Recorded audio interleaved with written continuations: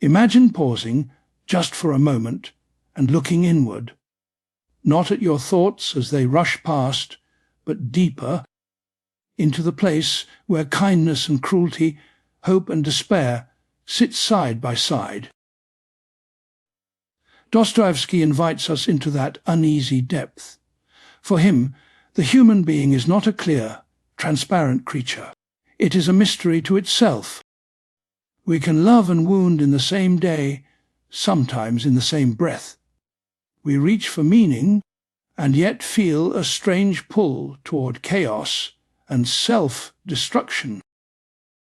Most writers try to resolve this tension or explain it away. Dostoevsky does the opposite. He stays with it. He suggests that the truth of who we are is not found beyond this conflict, but within it. For Dostoevsky, the central crisis of the modern soul begins when God is no longer believed, not as a distant doctrine, but as a lived absence. What happens when you quietly decide there is no higher law, no final witness to your choices, no sacred weight to your actions? Slowly, almost imperceptibly, the structure of conscience loosens. Right and wrong feel less firm, more negotiable. A soft, persistent corrosion of meaning sets in. And yet he does not dismiss disbelief as mere arrogance or folly. He listens to its reasons, allowing doubt to speak in its full power. A world of unjust suffering, children harmed, institutions that crush the weak. Before such realities, denying God can feel like an act of honesty, even of justice. Many of Dostoevsky's most vivid figures embody this revolt. They are lucid, wounded, intellectually sharp. But he also traces what this revolt can cost. Freedom, when cut loose from any higher meaning, becomes heavy, almost unbearable. Endless choice without orientation does not soothe the soul, it frightens it. Guilt with no place to go turns inward and festers. People become material for projects and systems rather than irreducible persons. Against this, Dostoevsky does not offer a neat argument. He offers a way of being, a slow practice of active love. To see another person as an infinite mystery, never just a tool, a label, or a problem to be solved. Salvation for him begins not with grand programs, but with small, hidden acts, a listening presence, a quiet forgiveness, a willingness to share another's pain. In this journey we will walk alongside his questions, the burden of freedom, the strange logic of guilt, the seduction of nihilism, and the possibility that suffering can transform rather than destroy. Dostoevsky does not close these questions. He lets them remain open, like a long, unfinished conversation. As you listen, you are invited into that conversation, not as a distant observer of his characters, but as someone whose own heart is, perhaps, just as conflicted, just as mysterious, and just as capable of awakening to love. Part 1. The Underground Consciousness as Illness. Beneath daylight respectability, Dostoevsky imagines another space, a cramped, damp underground room, not only in the city, but in the mind. It is a place where thought never stops, where every feeling is examined, questioned, mocked, and turned against itself. Here consciousness is not a blessing, it is an illness. The narrator of Notes from Underground lives in this space. He is not a grand criminal like Raskolnikov, nor a world-shaking revolutionary. He is a minor bureaucrat, a retired clerk. Outwardly almost no one. But inwardly he is a storm.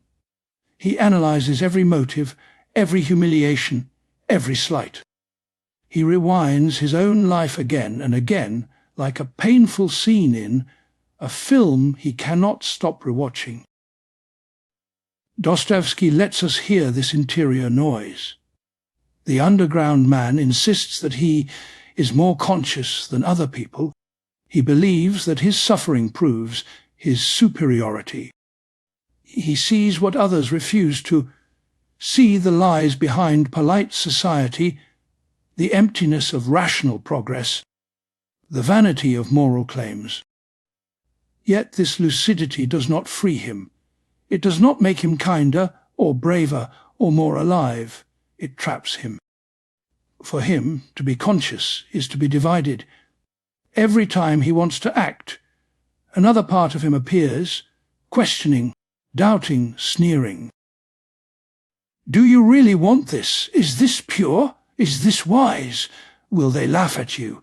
He knows all the arguments for goodness, generosity, and love. He also knows all the arguments against them. So he does nothing.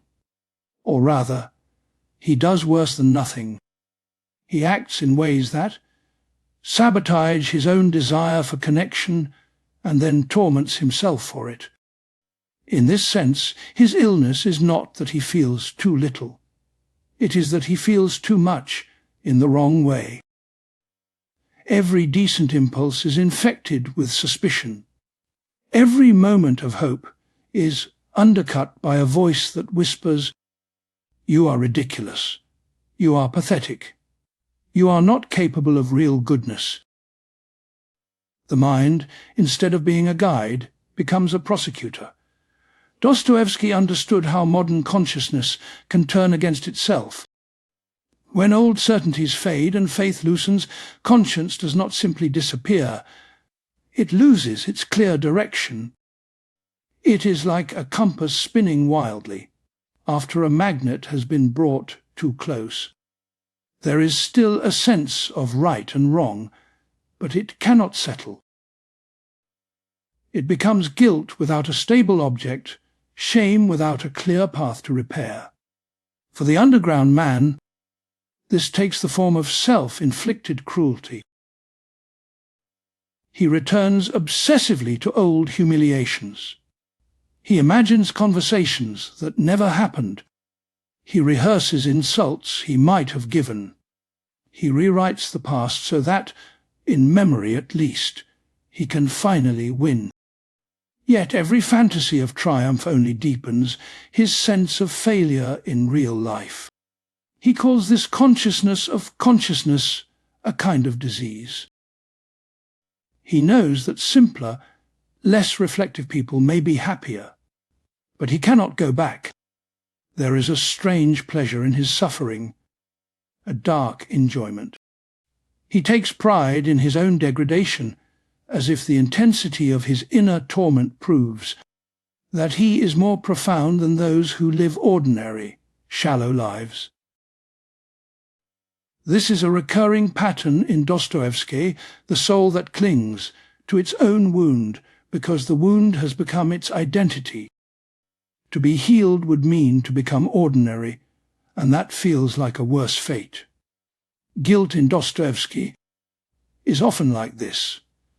It is not only the painful awareness of having done wrong. It is a kind of psychological labyrinth. Raskolnikov kills a pawnbroker under the banner of a cold idea to test whether he is an extraordinary man who stands beyond conventional morality. But after the murder, his mind breaks into fragments. Fever nightmares, suspicion, self, justification. His consciousness turns into a persecutor that never sleeps. The underground man does not commit a dramatic crime, yet he exhibits a similar pattern. His guilt is more diffuse. He feels guilty for his pettiness, his cowardice, his cruelty, his inability to love. He senses that he is wasting his life, that he is capable of more. But he cannot change. This awareness does not lead him to confession or transformation. It leads him to sarcasm. Sarcasm becomes his shield. If he can mock everything, idealism, virtue, love itself, then perhaps he will not have to confront his own longing for these things. He ridicules the idea of improving oneself, yet secretly clings to it. He insults others, then despises himself for doing so. He dreams of noble gestures, then ruins them the moment they become possible. One of the most painful scenes in Notes from Underground occurs when he meets Lisa, a young woman trapped in prostitution. For a brief moment, he speaks to her with honesty and tenderness. He describes a future in which she might escape, marry, live a simple but dignified life. His words touch her. She begins to hope. In that moment, his consciousness is not an illness. It is a light. But when she later visits his room, sees his squalor, and offers him genuine compassion, he cannot bear it. Her pity exposes the gap between who he pretends to be and who he is. Instead of accepting her love, he lashes out. He humiliates her, then falls at her feet in tears. The scene ends in confusion and shame. He begs her forgiveness, yet cannot remain in relationship. His self-hatred poisons the fragile possibility of salvation. This is what Dostoevsky means when he suggests that consciousness without a moral or spiritual center can become pathological. To see clearly, but to be unable to love, this is torment. To understand your own brokenness, but to refuse the hand that is extended to you, this is hell already begun. The underground man insists on his freedom. He will not be reduced to a mathematical formula of self-interest. He will act against his own advantage just to prove that he can. But this freedom is hollow. It is the freedom of a man who refuses all commitments, who mistrusts all higher values, who shrinks from responsibility. He can choose anything, and so he chooses nothing enduring. He clings to his negative liberty, his right to say no, even when saying yes might save him. Hyper-consciousness without love, without trust, without humility becomes a closed circuit. Every insight circles back to the self. Every critique of society becomes an excuse not to engage with it. Every noble ideal is unmasked as hypocrisy, and so the only truth that seems to remain is bitterness. Dostoevsky does not condemn intelligence. He does not romanticize ignorance, but he warns that a mind cut off from a living sense of the good will slowly devour itself. The more such a mind analyzes, the less it can believe. The less it can believe, the more it suffers from emptiness. Suffering in turn becomes a perverse proof of authenticity, and so the illness sustains itself. It is tempting to dismiss the underground man as an extreme case, an odd relic of 19th century Russian psychology. Yet if we listen closely, we may hear an echo of our own inner monologues, the late-night self-critique, the inability to accept forgiveness, the strange urge to test people, to push them away, to see if they will still stay, the feeling that we are watching our life from the outside, commentating on it, rather than fully living it. In a culture that prizes self-awareness, therapy, and endless reflection, Dostoevsky's warning feels oddly current. There is such a thing as too much looking inward without a larger horizon. To stare only at oneself without reference to a higher meaning or to the real needs of others can be as distorting as never reflecting at all. Conscience for Dostoevsky is not meant to be a closed loop of self-torment. It is meant to point beyond. the self, to the face of the other, and beyond that, to God. When conscience loses that vertical and horizontal orientation, it does not vanish. It digs down. It creates an underground. From there, one can live a whole life. One can think, write, argue, accuse, despair. But the air is stale. The windows are bricked up. There is no sunrise in that room. The question Dostoevsky leaves us with is quiet and uncomfortable. What happens when we begin to treat our own consciousness as the final authority, yet no longer believe that it can lead us to truth or love?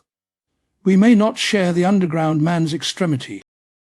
Still traces of his illness often appear in ordinary forms, in ironic detachment, in the fear of commitment, in the subtle pleasure we sometimes find in our own misery.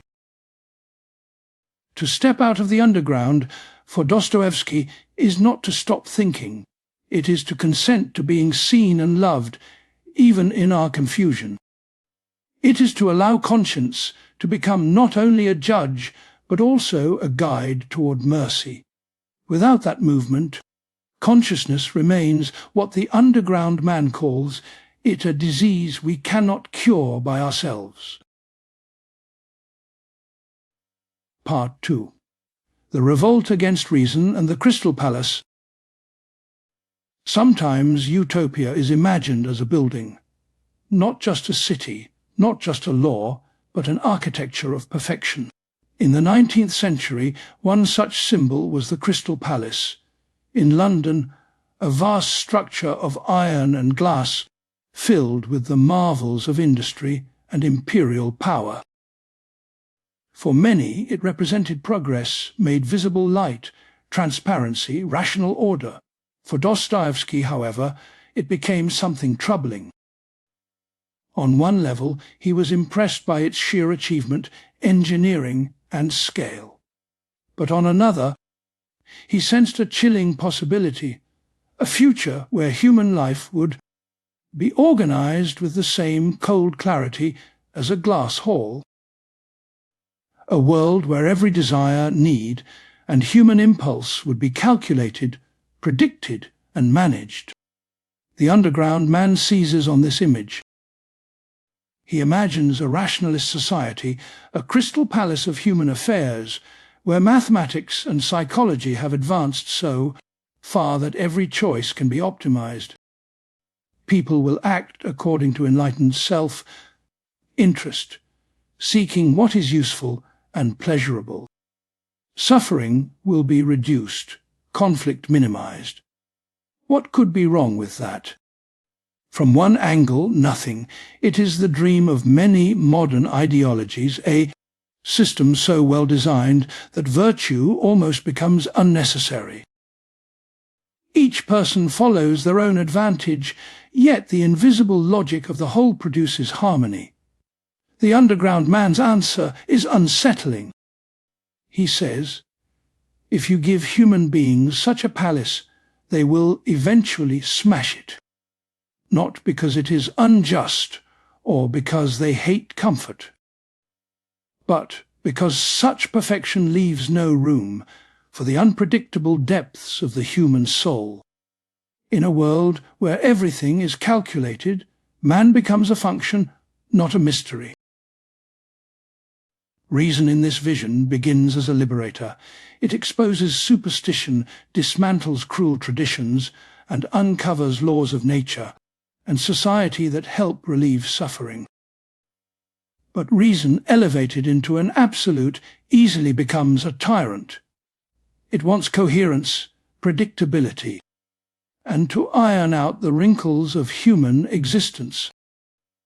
The problem, Dostoevsky suggests, is that we do not want to be perfectly predictable. There is a part of us that resists any system claiming to know us completely. We want to feel that our choices are not the inevitable output of a formula, however benevolent. We want to be able to surprise even ourselves, to say no when everything suggests yes. In Notes from Underground, this defiance becomes almost comical. The narrator declares he will act against his own interest simply to prove he can. Even if science could perfectly map our desires, he insists human beings would still deliberately do something senseless, cruel, or self-destructive just to tear up the map. Behind the humour lies a serious intuition. A purely rational utopia would treat suffering as a problem to be eliminated, not as something that might be meaningful. It would treat virtue as a matter of proper incentives and logical clarity, not of inner struggle and free assent. It would aim for universal happiness, but in a form that quietly erases the individual's right to say, "I do not want what you call happiness." Dostoevsky's later novel Demons pushes this critique further. He portrays radicals dreaming of remaking society on scientific, egalitarian lines. They speak of justice, equality, and liberation. Yet, as the story unfolds, their language of progress masks a fierce will to power. They conspire, murder, manipulate, and destroy, all in the name of a future harmony that never arrives. Reason here has not disappeared. It has been harnessed to an ideology. Statistic sociology and materialist philosophy are invoked to justify acts that, at a human level, are plainly cruel. The end, perpetually deferred, justifies any means taken in the present. The figure of Shigalyov, with his bizarre formula that a perfect society requires the enslavement of a portion of humanity, is Dostoevsky's dark parody of rational planning. Push the dream of total order far enough, and someone will eventually argue that a little oppression, lying, or killing is regrettable but necessary. After all, what is the suffering of a few compared to the happiness of the many? The Crystal Palace, then, is not only a building, it is a mindset. It is the belief that, if we could gather enough data, design the right institutions, and eliminate irrational elements, human life would finally function smoothly, efficiently, without tragedy. But Dostoevsky asks, what would such a life do to the soul? What happens to genuine compassion if suffering is seen only as a technical glitch? What happens to moral courage if evil is redefined as nothing more than a deficiency in education or environment? What happens to freedom if every deviation from the plan is treated as a kind of illness to be corrected? Against the worship of reason, Dostoevsky does not propose blind irrationality or glorify chaos. His characters who embrace sheer destruction, like some revolutionaries in Demons, are portrayed as hollow, possessed by ideas that have stripped them of rooted humanity. Their revolt against reason is not creative, it is demonic. The revolt he takes seriously is more subtle. It is the soul's refusal to be reduced. It is the insistence that human beings are capable of gestures not derived from self, interest alone, authentic sacrifice, forgiveness that has no payoff, love for those who do not deserve it. In such acts, something breaks through the expected. They do not abolish reason, but show its limits. They reveal a dimension of life that cannot be programmed or predicted. This is where Dostoevsky locates the image of God in humanity, not in flawless logic, but in the capacity to say a free yes or no to the good. The Crystal Palace offends the underground man not because it is too bright, but because it is too closed. It admits light, yet allows no mystery. everything is visible, and thus nothing is sacred. There is no hidden room where the soul can wrestle with God, guilt, or the meaning of its own suffering. There is only correct behavior within a transparent system. Today, the palace may look less like a Victorian exhibition hall and more like a glowing screen or an optimized algorithm. But the temptation is similar to believe that if we can quantify enough variables, we will finally master human life. Dostoevsky's Underground Man whispers from the past that something essential will always slip through those nets. He reminds us that people will sometimes vote, buy, love, forgive, or destroy in ways that no model foresaw. Not because they are broken machines, but because they are not machines at all. They are persons. And personhood, for Dostoevsky, is bound up with irreducible freedom. Reason is a powerful tool. It can clarify, test, critique, illuminate, but when it sets itself up as the sole judge of what is real and worthwhile, it denies what most deeply moves the human heart. Wonder, worship, sacrifice, a sudden change of life that no calculation could have demanded. The Crystal Palace promises an end to conflict. Dostoevsky suggests that this is an illusion. If we build a world where no soul can say a truly unexpected no to the system, we build not a paradise, but a cage. The real question is not whether reason is good or bad. It is whether we can place it within a larger horizon.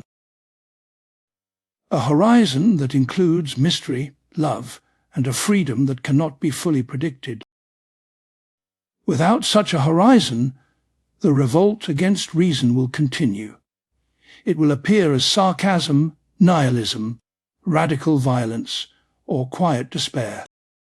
The underground man's cry, "I will not live in your crystal palace," is not merely the tantrum of a misfit. It is a warning about any project, political, technological, or psychological, that treats human beings as material for an experiment. Dostoevsky's answer is not to abandon reason, but to remember that the human soul is more like a living house than a glass cage. It needs walls and windows, structure and openness, clarity and shadow. Where there is only glass, there is nowhere to hide, nowhere to pray, nowhere to weep unseen. A humanity that cannot hide also cannot truly reveal itself. It performs, it does not confess. To step back from the Crystal Palace is to accept that some aspects of our life together will never be completely tidy. That love will sometimes look foolish. That mercy will sometimes disrupt justice as efficiency defines it. That genuine freedom will always introduce an element of risk into any order we build. For Dostoevsky, that risk is not a defect. It is the very space in which the soul can awaken. Part 3. The Burden of Free Will and the Terror of Choice. Consider freedom not as a slogan, but as a weight. When no one else decides for you, when no law, no fate, no system can finally excuse your actions, something heavy settles on the heart. Dostoevsky understood this burden deeply. His characters do not simply talk about freedom, they suffer under it. In much of 19th century thought, human beings were being reimagined as products of their environment. Change the material conditions, the education, the institutions, and people would become better. Crime, vice, and cruelty were recast as functions of poverty, ignorance, or social injustice. Within this view, responsibility becomes softer. If you do something terrible, It is because circumstances shaped you that way. Dostoevsky had lived among convicts in Siberia. He had seen men who had murdered, stolen, and betrayed, many of whom did not feel especially guilty. Their sense of self was often built not on remorse, but on survival. This experience convinced him that while environment and psychology matter, they do not erase freedom. Somewhere inside, even in the darkest acts, there remains a mysterious place where a person says yes or no to what they are about to do. Raskolnikov's crime in Crime and Punishment is, among other things, an experiment with this freedom. He theorizes that certain extraordinary individuals can step beyond conventional morality for a higher goal. If history itself is driven by strong personalities who break the rules, then perhaps he too may kill without true guilt. He will be, in his own eyes, a kind of Napoleon in miniature. But after the murder, he discovers that the human heart is not so easily remodeled by theory. His freedom has not dissolved in the acid of necessity. He has chosen, and that choice clings to him. No rationalization, no social critique, no appeal to future benefit can wash away the inner sense that he has crossed a line that no one forced him to cross. His torment is precisely the torment of a free being. If his act had been the mechanical result of economic pressure or of a brain defect, there might be tragedy, but not this kind of guilt. The more he tries to blame circumstances, the more hollow his excuses sound in his own ears.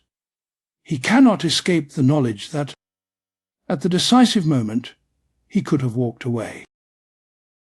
Dostoevsky returns to this theme again, and again we long to be free, yet we fear the responsibility that comes with it.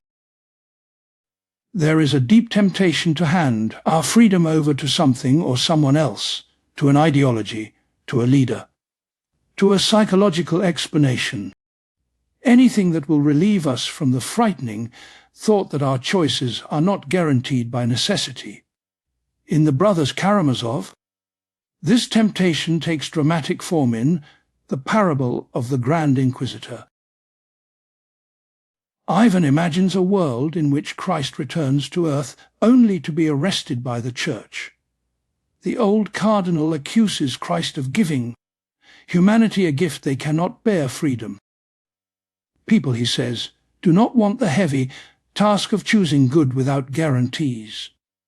They want bread, miracles, and authority, someone to decide for them, to calm their conscience, to remove doubt. The Inquisitor's argument is chilling because it is plausible. How often do we see people surrender their moral judgment to a party, a movement, a guru, or even a scientific consensus, not out of humility, but out of fatigue? It is exhausting to weigh every choice, to bear the thought that you could have acted otherwise, to say, I obeyed orders, or the system made me do it, can feel like a relief. For Dostoevsky, this relief is a kind of spiritual suicide. It is the quiet murder of that within us which can respond freely to the good. Without that response, love is no longer love, virtue is no longer virtue. They become behavior, correct perhaps, efficient perhaps, but not truly ours. The terror of choice is not limited to great moral crises. It appears in small, intimate ways. To forgive someone who has hurt you is a choice that cannot be forced. You may be advised to do it, praised for it, even pressured into it. But until it is inwardly your own decision, it does not have the character of a free act. The same is true of faith, of commitment, of sacrifice. They mean something only because you could have refused. The underground man, in his twisted way, grasps this. He senses that if human beings can be fully explained by rational self-interest, then true freedom vanishes. So he insists on the possibility of choosing against his own good, simply to affirm that he is more than a predictable creature. He distorts freedom into caprice, but the fear that drives him is real, the fear of being nothing, but an effect of causes. Modern life multiplies our choices. Careers, relationships, identities, lifestyles, beliefs. We can delay decisions, keep our options open, sample without committing. On the surface, this seems like an expansion of freedom, yet many people experience it as anxiety. The more paths appear, the more we dread picking the wrong one. The more we hear that we can be anything, the more we suspect we may end up being nothing in particular. Dostoevsky would recognize this unease. For him, the heart of the matter is not the number of options, but the depth of responsibility. We are not simply choosing careers or hobbies. We are, in every serious act, choosing what kind of person we are becoming. Each decision, however small, tilts us toward a certain image of the human being.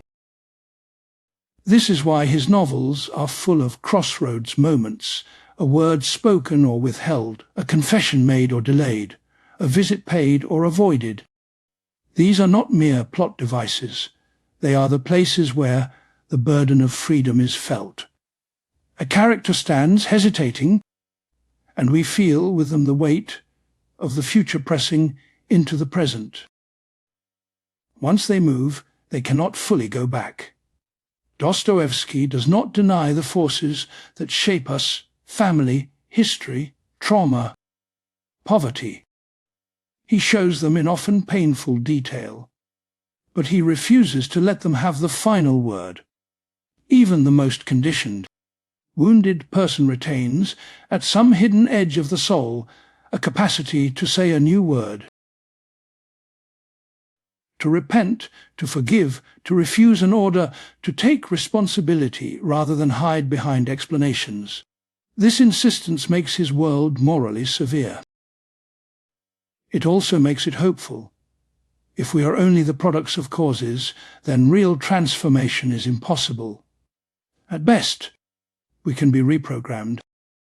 For Dostoevsky, the very possibility of redemption presupposes freedom. A person can become something different tomorrow from what they were yesterday, not because their past disappears, but because their inner yes or no is never wholly predetermined. Yet this hope comes with fear. To admit that you are free is to admit that your life is, in some measure, your own doing. You cannot fully blame your parents, your culture, your biology, your bad luck. They have shaped the field, but they have not played every move. This realization can be unbearable, especially when we look back and see harm we have caused. Here Dostoevsky introduces another element: grace. Freedom unaided can drown in remorse. The recognition of moral responsibility, if it does not find any mercy beyond the self, may drive a person to despair or self-destruction. That is one reason why some of his guilty characters, Stavrogin, Smerdyakov, end in suicide. Their freedom confronts their guilt without a horizon of forgiveness. By contrast, characters who accept both their guilt and the possibility of absolution, like Raskolnikov in his gradual movement toward confession, discover that freedom can be reborn. The same capacity that allowed them to choose, evil can now open them to a different path. They do not erase what happened. They begin to live with it in a new way, facing it, taking responsibility, yet not being solely defined by it. Dostoevsky's Christian vision sees free will as a gift that mirrors something divine. God does not coerce love, because coerced love is not love. The risk of evil is built into this gift. The entire drama of history, in his view, unfolds inside that risk. Any attempt to eliminate the risk by removing freedom, whether through ideology, technology, or paternalistic control, would also remove what is most precious in us. This is what makes the Grand Inquisitor's solution so sinister. He offers people happiness without freedom, bread without conscience, order without responsibility. Many, he suggests, would gratefully accept this bargain, to live as contented children under a powerful authority, to be spared the anguish of deciding. But Dostoevsky sides with the silent Christ in the parable, who answers the Inquisitor not with arguments, but with a kiss. Love, if it is real, would rather be rejected freely than accepted by force. The terror of choice, then, cannot be fully removed. It is woven into the fabric of being human. What Dostoevsky offers is not a way around it, but a way through it. He invites us to see our freedom not as isolated autonomy, but as a relationship, a response to others, and ultimately to God. In this light, choices are not exercises of arbitrary power. They become acts of fidelity, trust, and sometimes sacrifice. To choose becomes less about asserting the self and more about aligning oneself with a truth that is not of one's own making. This does not lessen responsibility, it deepens it.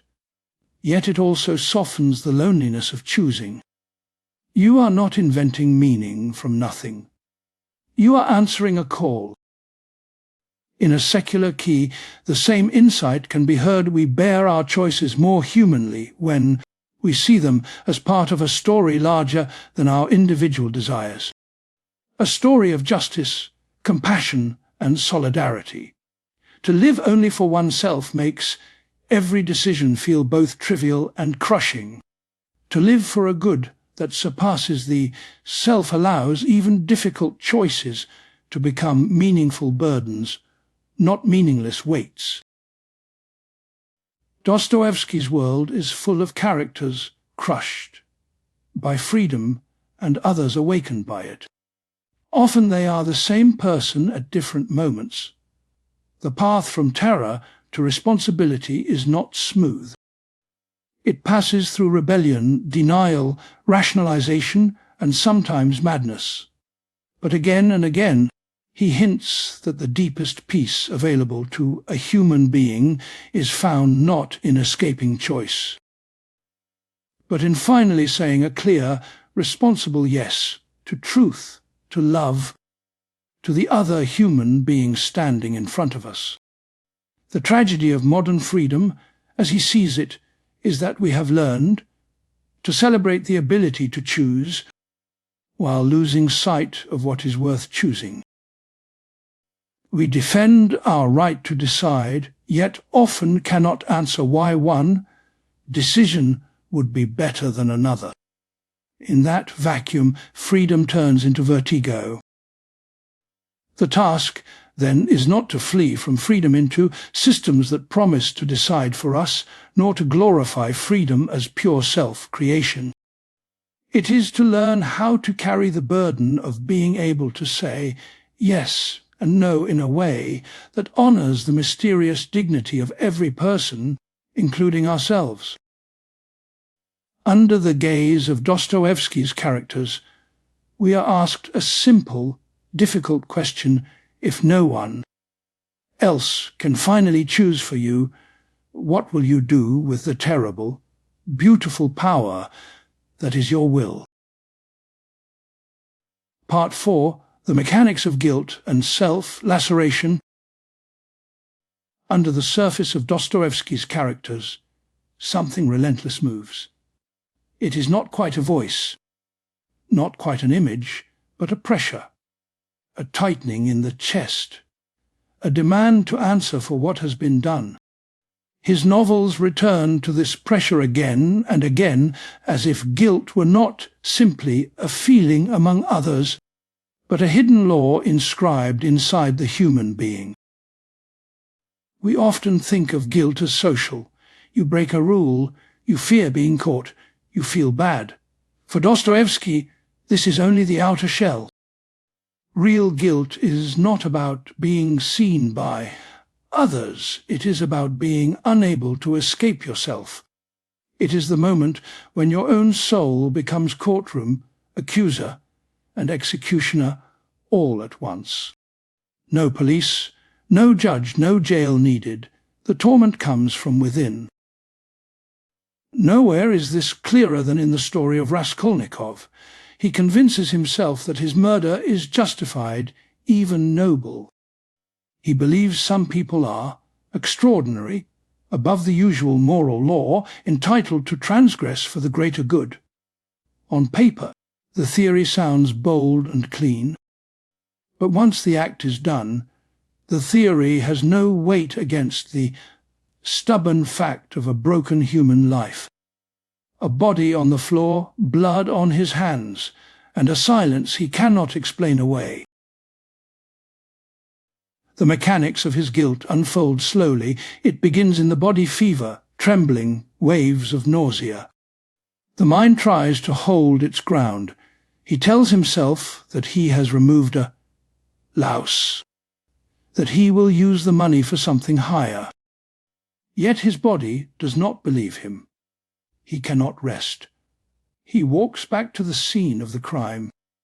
He imagines eyes following him. Every casual remark sounds like an accusation. His intellect says one thing, his nervous system says another. Then come the dreams. Raskolnikov sees again the image of the beaten mare, a helpless creature thrashed to death by a laughing crowd. He watches, as a child, unable to intervene. The dream is not an argument.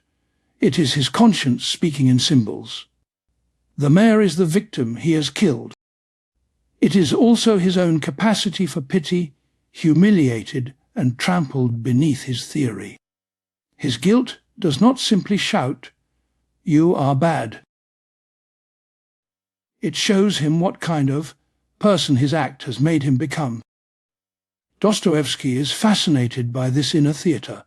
Guilt for him is not just a verdict. It is a process that tries, again and again, to bring the person to confession, to truth. When that process is resisted, it twists into self-laceration. Instead of saying, "I did wrong, and I must change," the person begins to say, "I am rotten, unworthy, beyond healing." The energy of conscience is turned inward like a blade. The underground man is a pure study of this turning. He does not commit some obvious crime like murder. His guilt is more diffuse, more poisonous. He is ashamed of his pettiness, his cowardice, his capacity to humiliate others and himself. But rather than allowing this shame to move him toward humility, he clings to it. He wants to feel himself despicable. He rehearses his failures, nurses his grudges, exposes himself to humiliation on purpose. This is self-laceration in its pure form. He does not seek forgiveness. He seeks confirmation of his own vileness. He hurts others, then berates himself with a kind of dark satisfaction. It is as if, having lost faith in any higher meaning, he decides that at least he will be absolutely honest about his filth. He calls this freedom. In reality, he is chained to his own disgust. Dostoevsky shows how this pattern can masquerade as depth. we might think that the more we analyze ourselves, the closer we come to truth. But self-analysis without love becomes a maze. The underground man's consciousness of consciousness leads not to clarity, but to paralysis.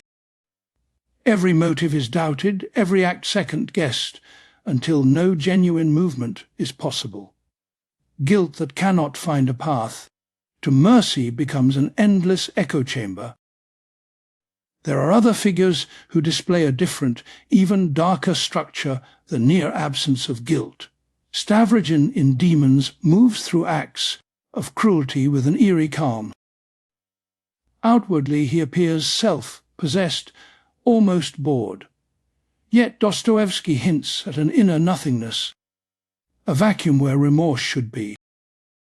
His attempted confessions feel theatrical, as if he were trying to imitate what a conscience would sound like. When he finally chooses suicide, it is less an act of remorse than a surrender to this void. Where genuine guilt might have led to transformation, the absence of real contrition leads only to self-erasure. By contrast, in the story of the Karamazov family, guilt spreads like smoke through the entire household. Dmitri, impulsive and passionate, is suspected of wanting his father dead. Ivan, the rational skeptic, feeds ideas of moral freedom that others take far more literally than he intends.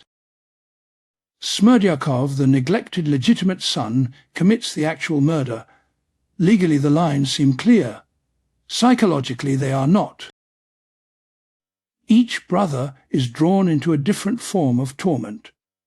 Dmitri, even while insisting on his innocence of the physical crime, feels the weight of his hatred and greed.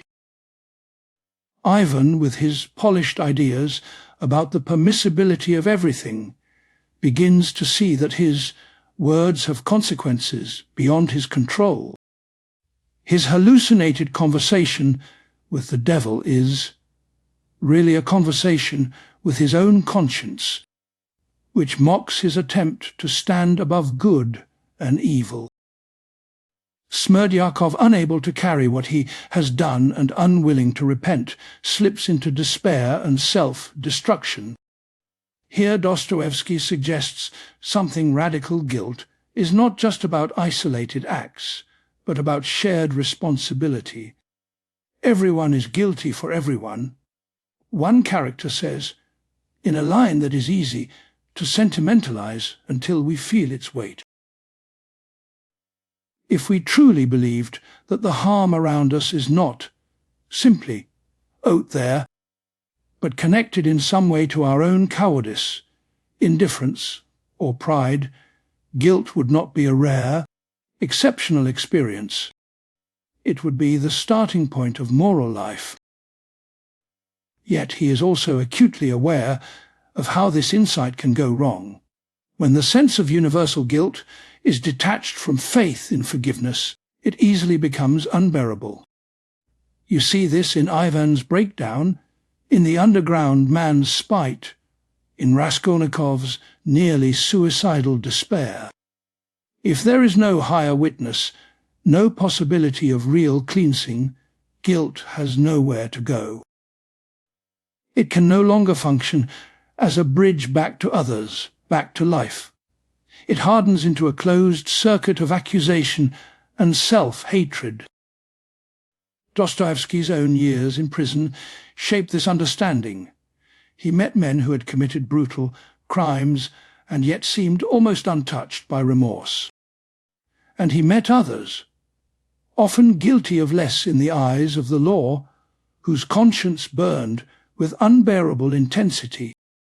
From this he drew a hard conclusion: the capacity for guilt, however painful, is a sign of spiritual vitality. A deadened conscience is not freedom, it is a sickness of the soul. In our own lives, the patterns may be quieter, but they are not absent. We replay conversations in our heads, imagining better replies. We remember the sharp word, the cowardly silence, the opportunity to be kind that we let slip. Sometimes we respond by numbing ourselves, blaming circumstances, or hiding in distractions. Other times we sink into self-loathing, rehearsing our failures until they define us. Both responses, Dostoevsky suggests, miss the deeper invitation of guilt. For him, the true function of guilt is not to crush us, and not to flatter us with our own wickedness, but to lead us toward confession, reconciliation, and change. It is painful because it is charged with a demand. Do not remain as you are. When we resist this demand, guilt becomes a tormentor. When we accept it, the same inner force begins to clear a path. It asks us to tell the truth, to another person and to ourselves, and then to begin again. But this path is strewn with suffering. To admit guilt is to endure the collapse of our self-image, the humiliation of no longer being the hero of our own story. Dostoevsky does not soften this, yet he also suggests that in passing through such suffering, something surprising can happen. The same pain that seemed purely destructive can become a doorway. This is where his meditation on guilt opens into a broader, harder question: can suffering itself, when faced without evasion, become redemptive? Part 5. The redemptive power of suffering. Across Dostoevsky's novels, suffering is never just background. It is not mere scenery for the plot, not a dark colour added for realism. Pain in his world is a crossroads. It is the place where a life can either harden into bitterness or soften into something new. The same wound can destroy one person and awaken another. What changes is not the amount of suffering, but the way it is received. This idea did not come to him from theory. It came from a courtyard in St. Petersburg, where he stood before a firing squad, believing he had only minutes left to live. It came from years in a Siberian prison barrack, sleeping beside thieves and killers on wooden planks. Stripped of his former certainties, robbed of comfort, he had to decide whether his own pain would confirm his hatred of the world or open him to a different kind of seeing. When he writes about suffering, then it is not as a philosopher looking down from above. It is as someone who has knelt in that dust. He never denies the horror of what human beings endure. He never claims that every wound is for the best. Instead, he asks a narrower, more personal question. Given that suffering comes, as it inevitably does, what can we do with it? Can anything be born from it other than resentment and despair? Raskolnikov's journey is, among other things, an experiment with these possibilities. After the murder, his primary suffering is inward. His crime has not been discovered. From the outside, he is relatively safe. Yet inside, everything is breaking apart. His pride will not admit defeat. He still wants to believe that he is one of the extraordinary, that his act has proven his will. The more his conscience presses on him, the more he clings to this image of himself. Into this enclosed world steps Sonia, a young woman forced into prostitution to keep her family from starving. She has suffered more than he has, and with far less guilt. Yet her suffering has shaped her differently. It has made her tender to others, not only to herself. Instead of turning her pain into a weapon, she offers it as a bridge. She does not justify what has been done to her. She does not romanticize it. but she allows it to deepen her capacity for compassion. When Raskolnikov confesses his crime to her, she does not recoil in moral superiority. She stays, she listens, she weeps. She reads to him the gospel story of Lazarus raised from the dead. In this scene, Dostoevsky hints at what he means by redemptive suffering. It is not the bare fact of being hurt. It is the choice, within that hurt, to remain open to another's confession, open to one's own guilt, open to the possibility that even this ruin is not the final word. Raskolnikov's real turning point is not the legal sentence of hard labor in Siberia. It is the inner decision to accept his punishment, to see it not merely as external misfortune, but as a path of purification. At first he rebels against this idea. He endures prison as an injustice. He sees himself as a misunderstood genius surrounded by fools. In that state, suffering cannot redeem him. It merely deepens his isolation. Gradually, under Sonia's quiet presence, something else becomes possible. He begins to see his fellow convicts not as a lower species, but as persons like himself. Their stories, their griefs, their stubborn hopes begin to matter. His own suffering does not vanish, but it is now shared, woven into a web of relationships. The pain that once fed his pride now starts to erode it, clearing space for a different kind of self. This pattern recurs in different forms. In the brothers Karamazov, the elder Zosima teaches that accepting one's share of suffering, even beyond personal guilt, is the beginning of genuine love. He does not mean that we should seek out abuse or passively submit to every injustice. He means that we stop imagining our happiness as something that can be built on the avoidance of others' pain. To grow, we must allow the world's wounds to touch us, to inconvenience us, to alter our plans. Alyosha Zosima's spiritual son lives this teaching in small, concrete ways. He visits the sick boy Ilyusha. He listens to grieving parents.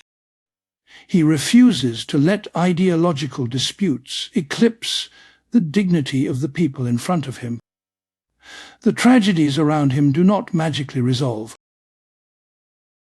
Ivan's anguished protest against the suffering of children remains unanswered in any neat, intellectual sense. Dostoevsky does not reconcile these perspectives in theory. He lets them clash in the heart. What he suggests, tentatively, is that the answer to suffering cannot remain abstract. It cannot be offered as a justification that erases the victim's tears. To say from a distance that a child's torment is necessary for some higher harmony is, in his eyes, a kind of blasphemy. Redemption, where it exists, happens only when someone steps into the suffering with love, when they refuse to let it be meaningless by accompanying the person who bears it. This is why his vision of redemptive suffering is inseparable from freedom. Suffering forced on someone cannot be holy. It is simply evil. Suffering becomes capable of transformation only when it is freely embraced, not for its own sake, but for the sake of another good truth, love, fidelity, solidarity with the crushed. A mother staying by the bedside of a dying child, a man confessing his crime and accepting the loss of his status, a young woman selling herself to feed her siblings while trying to keep her soul alive. All of these, in Dostoevsky's eyes, are gestures of voluntary participation in a burden that was not chosen in the abstract. There is danger here. The language of redemptive suffering has been used at times to excuse cruelty, to urge people to remain in destructive situations, to silence protest. Dostoevsky is not arguing that systematic injustice should be tolerated because it ennobles the victim. His own anger at social abuse is unmistakable. What he is exploring is something more intimate: how, in circumstances we cannot simply escape, our inner stance can either further deform us or slowly purify us. In modern terms, we might say that trauma can lead to very different outcomes. For some, it locks the world into a pattern of distrust and rage. For others, through a long and mysterious process, it becomes the soil out of which deeper empathy and wisdom grow. There is no guarantee, no formula. Dostoevsky's characters do not learn a lesson in any simple sense. They stumble, resist, fall back. Their redemption, when it comes, is fragile and incomplete. What remains constant is his conviction that suffering, faced truthfully and in relation to others, reveals something essential about the human person. It strips away illusions of self-sufficiency. It exposes our need for forgiveness and forgiving. It shows, sometimes brutally, that we are not masters of our own lives, but participants in a larger drama we only partly understand. Against the temptation of nihilism, the idea that in the end none of this matters, Dostoevsky quietly insists that how we bear our pain matters immensely. The same blow that could make us curse existence can also become the moment we begin to live differently, not by admiring our suffering, but by letting it soften us toward others, by letting it break the hard shell of the ego. And yet he is keenly aware that not everyone chooses this path. For some, the experience of absurd or innocent suffering becomes the seed of a furious rejection of any higher meaning. If there is no justice, no ultimate account, then why not burn everything down? Why not give ourselves to whatever? Ideology promises to avenge the wrongs of the world by any means necessary. Here suffering no longer redeems, it possesses. This is the territory he explores in his darkest political novel, where whole groups become, in his own word, demons, to one another. Part 6. The Possessed Nihilism and Demonic Ideologies. Within Dostoevsky's darker landscapes, entire groups fall under a spell, not a magical one, but a spell of ideas. Words and theories, spoken in small rooms, begin to move people like puppets. Private frustrations and wounds are gathered up, woven into a story of sweeping revenge and renewal. Before long, individuals are no longer simply themselves. They are carriers of a force that seems greater than any of them. This is what he calls being possessed. The title of his novel Demons, sometimes translated as the possessed, is not a casual metaphor. In the gospel story that haunts him, a herd of swine is driven, mad by a legion of unclean spirits, rushing down a steep bank into the sea. In his 19th century Russia, the role of the demons is played by ideologies that promise absolute liberation from all past constraints: religion, morality, custom, even personal conscience. The result is not freedom, but a rush toward destruction. To understand this, it helps to remember the solitary figures who came before the underground man, lost in spite and paralysis, Raskolnikov, testing the limits of his own moral exemption, Ivan, insisting that without God all is permitted. These are intensely individual experiments with the burden of freedom. Each man alone tries to live without any higher law. Each encounters, in his own way, the terror of that experiment. In Demons, Dostoevsky widens the frame. What happens when the same revolt is no longer solitary but shared? When people, tired of their private torments, look for a collective answer. An organized escape from the lonely weight of conscience. The small provincial town he portrays becomes a laboratory for this question. Into this town comes Pyotr Verkhovensky, a tireless schemer who speaks in the name of the cause. What the cause is exactly remains vague. Equality, justice, the happiness of future generations, these words are repeated like charms. Under their cover, Pyotr works to dissolve every concrete loyalty that binds people together: family, friendship, faith, honor. He understands something very clearly. To make people fully available to an ideology, you must first isolate them from any rival obligations. The young men he recruits are not, in themselves, monsters.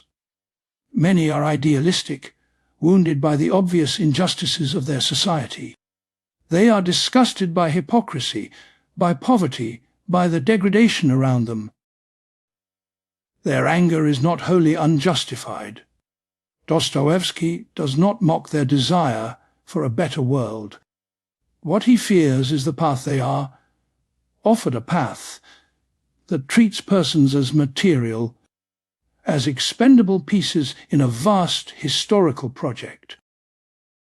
For Pyotr, the end always sanctifies the means. Lies, blackmail, betrayal, even murder become acceptable tools as long as they advance the revolution he imagines. In such a climate, individual conscience is not just ignored, it is actively ridiculed. To hesitate before a cruel act is to reveal one's bourgeois weakness. The only unforgivable sin is to put a single human face above the anonymous future of humanity. This is what makes the ideology demonic in Dostoevsky's sense. It does not merely advocate certain policies. It seizes the soul's deepest energies, its longing for justice, for belonging, for meaning, and bends them away from actual people toward an abstraction. It whispers that to love truly, you must be ready to trample the few for the sake of the many. Compassion that resists this calculus is dismissed as sentimentality. Stavrogin, the central, enigmatic figure of the novel, embodies a different side of this possession. Where Pyotr is fanatical and restless, Stavrogin is icy, detached, bored. He has tasted many experiences, transgressed many boundaries, and found nothing that can hold his allegiance. His inner emptiness becomes a magnet for others' fantasies. Each group projects onto him their own ideal leader, savior, genius, demon. Yet behind his polished mask lies a horrifying moral numbness. He has committed acts that cry out for repentance. He knows at some level that they are evil, but he cannot bring himself to truly suffer for them. He toys with confession, then withdraws. He stages a parody of remorse, then retreats into irony. In him we see the endpoint of prolonged nihilism, not fiery rebellion, but a cold, exhausted void. Around these central figures, the town begins to unravel. Rumours spread. Small humiliations are carefully orchestrated. A single murder, committed in the name of discipline, becomes both a test of loyalty and a ritual of self-damnation. Fires break out. Social bonds fray. People who once might have merely grumbled at their lot now act as if a secret permission has been granted. The old restraints no longer apply. Anything is allowed, so long as it serves the movement. Dostoevsky's portrayal is exaggerated in some respects, but its inner logic is painfully recognizable. When a story takes hold that divides the world into pure victims and pure oppressors, into those on the right side of history, and those who must be swept away, ordinary cruelty can begin to feel righteous. One no longer hurts another person. One strikes at the system. One no longer lies. One uses tactics. The language cleanses the act. What is lost, above all, is the irreducible singularity of the human face.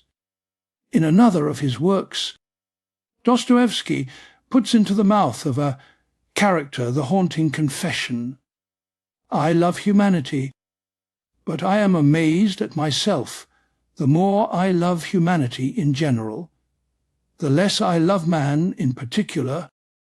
It is easier to love an idea of mankind than to love the difficult, inconvenient person standing in front of you." Ideology feeds on this temptation.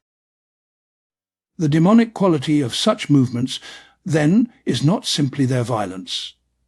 It is their ability to make people feel innocent while doing violence. Personal guilt is washed away in the flood of collective purpose. If everyone is responsible, no one is. If the cause is just, then any scruple is suspect. The quiet, interior voice that says, "This is wrong," is drowned out by louder chants. Dostoevsky had seen the beginnings of such currents in his own time, and he intuited where they might lead. Yet his critique is not limited to one political faction or another. He is not simply anti-socialist or anti-revolutionary in a narrow sense. His real target is any system, religious, political, or otherwise, that relieves the individual of the burden of personal responsibility by absorbing them into a supposedly infallible whole. In this sense, the demons are close cousins to the Grand Inquisitor who will appear in the Brothers Karamazov. Both offer a bargain: surrender your freedom, your troublesome conscience, your lonely wrestling with guilt and meaning, and in exchange receive certainty, belonging, and purpose. For some, especially those exhausted by chaos and suffering, this offer is deeply tempting. Yet throughout his work, Dostoevsky quietly sides with the fragile, often failing individual who refuses this bargain. The underground man, for all his sickness, resists being reduced to a predictable cog in a rational utopia. Raskolnikov ultimately chooses confession over the sterile purity of his theory.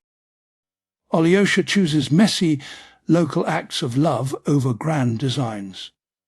They all, in their different ways, insist that a single person's soul cannot be sacrificed to an abstract future without something irreparable being lost.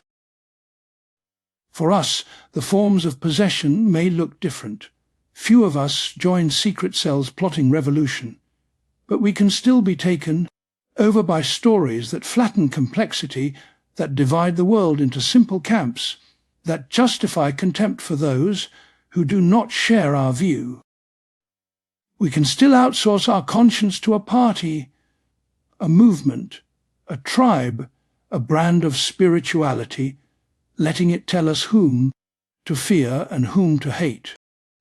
Dostoevsky's warning is not that we should avoid all collective action or retreat into pure individuality.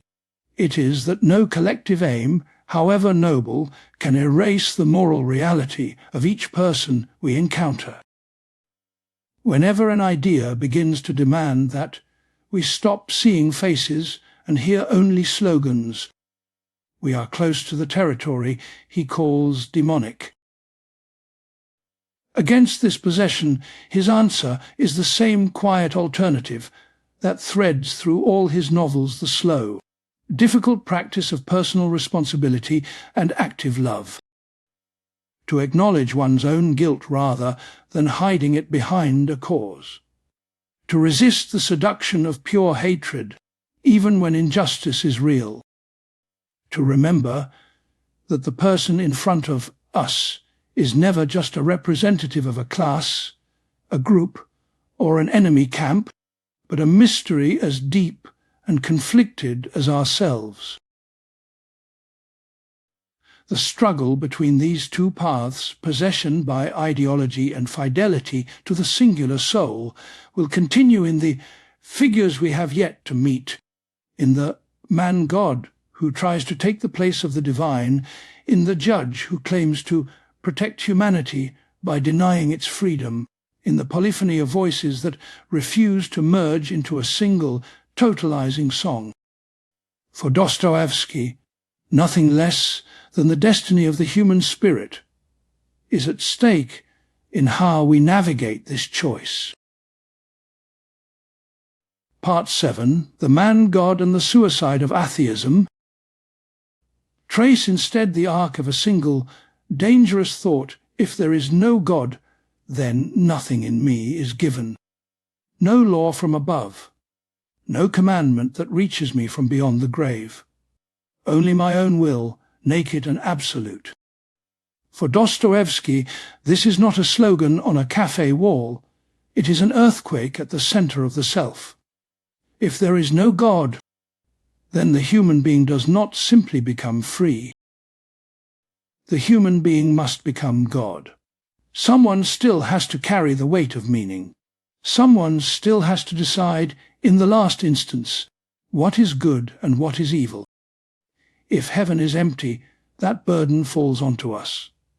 This is the man-God, the human, who takes upon himself the role once given to the divine.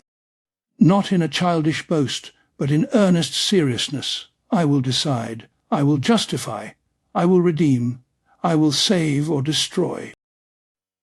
Dostoevsky watches this figure with both fascination and fear. He understands the impulse. There is something noble in the refusal to lean on an authority one no longer believes. There is honesty in saying, if the universe is indifferent, I will stop pretending otherwise. I will build my own meaning on this bare, cold ground. But he also sees what this new divinity demands. If I am the highest law, then every limit, every prohibition that is not self-chosen begins to look like an insult. Traditional morals become chains inherited from a vanished master.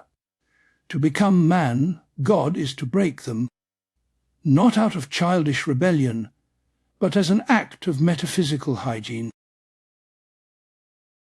The slate must be wiped clean. In the novel Demons, this logic takes on a human face in Kirillov.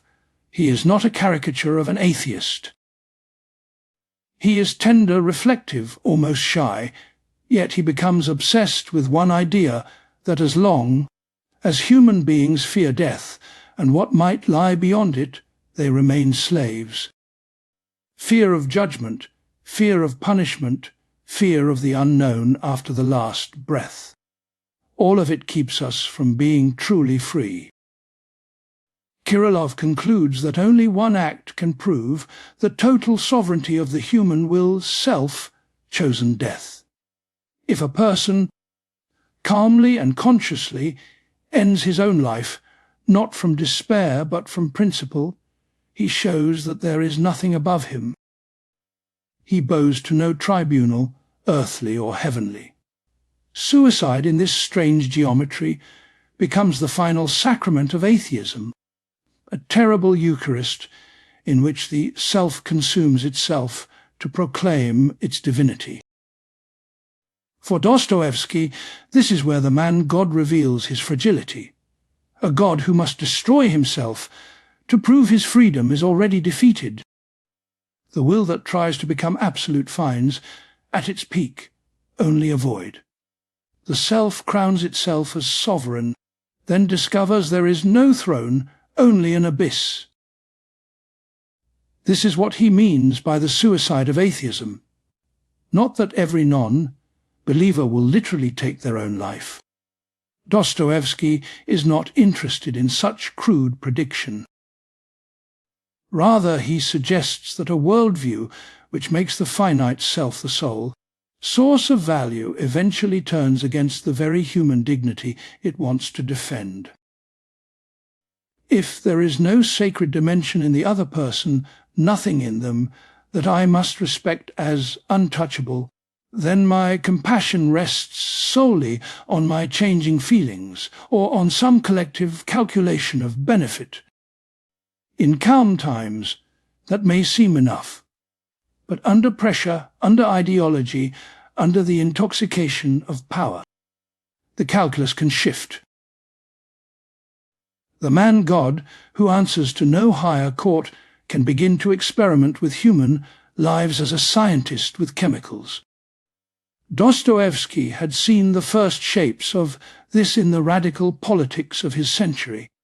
The idea that, for the sake of a future happiness, blood could be spilled now, that the suffering of some could be justified by the promised joy of many, when no transcendent image of the person stands in the way, history itself becomes the judge. Success is sanctity, failure is sin. At the same time, his critique cuts inward. The suicide of atheism is not only political, it is psychic. If I am the only source of my worth, I must constantly prove that worth. There is no quiet assurance that I am loved simply because I exist. I am what I achieve, what I control, what I conquer. Any weakness becomes a condemnation. Any failure, a kind of self-erasure. Kirillov dogmatically accepts this burden. Other characters crack under it, in more hidden ways through addiction, cruelty, or self-hatred. Behind their outward rebellion, there is often a secret longing for a gaze that would see them, forgive them, and relieve them of the need to justify every breath. Opposed to the man, God stands, in Dostoevsky's imagination, the God-man Christ. Not the distant judge of caricature, but the one who descends into human limitation, who shares hunger, humiliation, and death. Where the man, God tries to ascend by his own strength, the God-man stoops down. Where the man, God asserts himself through domination or self-destruction, the God-man reveals a different kind of power, the power to give oneself without erasing oneself. Dostoevsky does not force this contrast on the reader as an argument to be won or lost. He stages it as an inner drama. In his world, the man-God and the God-man do not simply oppose each other in books. They wrestle inside the same heart. Each of us knows something of the impulse to be our own ultimate authority. Each of us, perhaps, also senses the fatigue and loneliness that comes with that role. To listen to these novels is to be invited into that conflict without a quick resolution. We are asked, what kind of freedom do we actually want? A freedom that owes nothing and no one, even at the cost of isolation and despair. Or a freedom that is relational, that discovers itself most deeply when it is shared, when it is given, when it is received. The suicide of atheism for Dostoevsky is not a threat hurled at others. It is a warning about what can happen when revolt loses contact with love. When the demand for autonomy forgets that we are, at our core, beings made for communion. Without that remembrance, the ascent to godhood can end where Kirillov ends. In a silent room, a gun, and a terrible attempt to prove, with one final act, that the human will can bear the weight of being its own God. Whether one shares Dostoevsky's faith or not, his question lingers. Is there a way to affirm human freedom and dignity that does not require us to destroy ourselves or each other to make the point? Or put more simply, must the story of the man-God always end in some kind of suicide, or can we imagine another path? Part 8. Theodicy and the Tears of the Innocent. Among cries that should never have been heard, Dostoevsky approaches one of the oldest and most unsettling questions. How can a world filled with innocent suffering belong to a good and powerful God? It is not a puzzle for him. It is a wound. He refuses to discuss this question at a distance. Instead, he focuses it through the smallest and most vulnerable figures, children. A child has no politics, no ideology, no long history of guilt. When a child suffers, we feel the obscenity of it in a way that leaves our usual explanations trembling. In The Brothers Karamazov, Ivan gathers stories of abused and tortured children like black pearls. He describes them carefully, almost clinically, as if building a case in a courtroom. A little girl beaten by her parents, a baby torn apart by soldiers for sport. He does not exaggerate. The world offers enough horror on its own.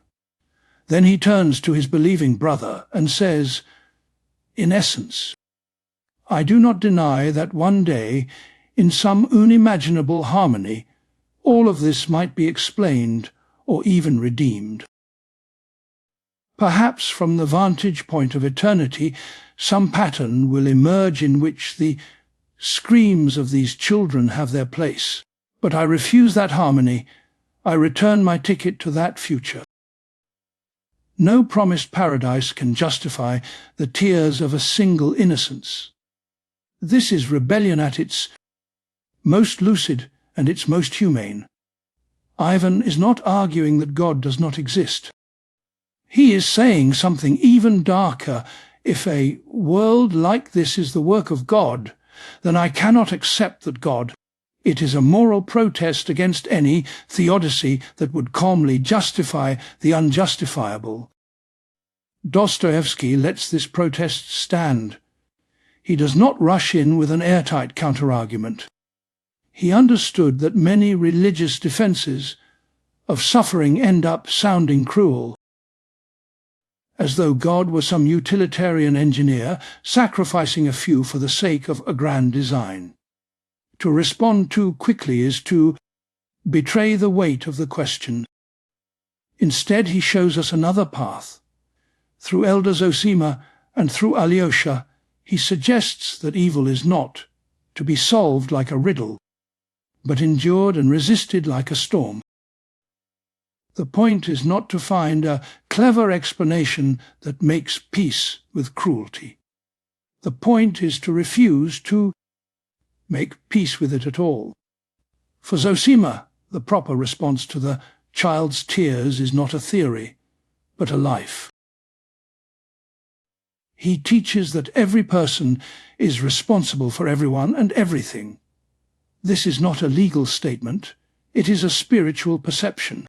In a mysterious way, the brokenness of the world runs through each of us. We are not spectators of suffering, but participants in the same wounded fabric. That is why he speaks of active love, not sentimental feeling, but concrete, often hidden acts. Listening without judgment, visiting the sick, sharing one's bread, forgiving when it feels impossible. Such love does not remove the scandal of suffering. It does not answer Ivan's question in the language of philosophy. But it does something else. It refuses to let evil have the last word in the life that stands before me right now. Alyosha embodies this choice. He hears Ivan's rebellion. It wounds him. He does not argue it away. Yet when he steps out of that conversation, he bends to the earth, kisses the ground, and weeps. In that gesture lies Dostoevsky's quiet answer. The world, for all its horror, is still a gift. Creation is still good. The stars, the soil, the faces of others, still shine with a beauty that suffering cannot completely extinguish. This is not denial. It is a kind of defiance. To affirm the beauty of the world in the presence of its victims is to insist that their tears are not meaningless, that there is something here worth redeeming, even if we cannot see how that redemption will come. In the biblical story of Job, which haunted Dostoevsky, the suffering man demands an answer from God. He wants reasons. In return, he receives not a treatise, but a presence. God speaks from the whirlwind, not to justify each event, but to draw Job into a vastness he cannot measure. Job's pain is not cancelled, but he encounters a mystery larger than his questions. And somehow, without resolution, he is changed. For Dostoevsky, Christ is the ultimate form of that presence, not an explanation of suffering, but God entering into it from within. The tears of the innocent are, in this vision, joined by the tears of an innocent God. On the cross, there is no answer in words to Ivan's protest. There is only a body broken in solidarity with every broken body. This does not make the horror less real. Auschwitz, starving children, broken families, senseless disease, none of this is softened by pious phrases. Dostoevsky would likely say that any faith, which tries to soften such realities, has already betrayed itself. The point of his faith is not to make evil look reasonable, but to hold that even here, something like love can still be born. So Theodicy, in his hands, turns away from justification and toward transformation. The question becomes not why is this allowed, but what will I do, knowing this is the world in which I live? Will I turn my face away, or will I let another's pain become, in some measure, mine as well? Will I allow my heart to be broken, and then keep it open? Ivan's rebellion is never silenced in the novel. It echoes through the final pages, through the crimes and trials and confessions. Dostoevsky is honest enough to admit that no earthly scene finally resolves it. The tears of the innocent are too heavy for any neat conclusion, yet he leaves us with images that hint at another possibility. Children gathered around Alyosha at the grave of a boy, promising to remember one another forever. A murderer beginning to change in a Siberian prison, small, acts of kindness rippling out in ways no one can predict. These are not answers. They are seeds. Perhaps that is all we can bear. In the face of suffering we cannot explain, we can choose to become, in our limited way, a protest against it, not only with our anger like Ivan, but also with our compassion like Alyosha.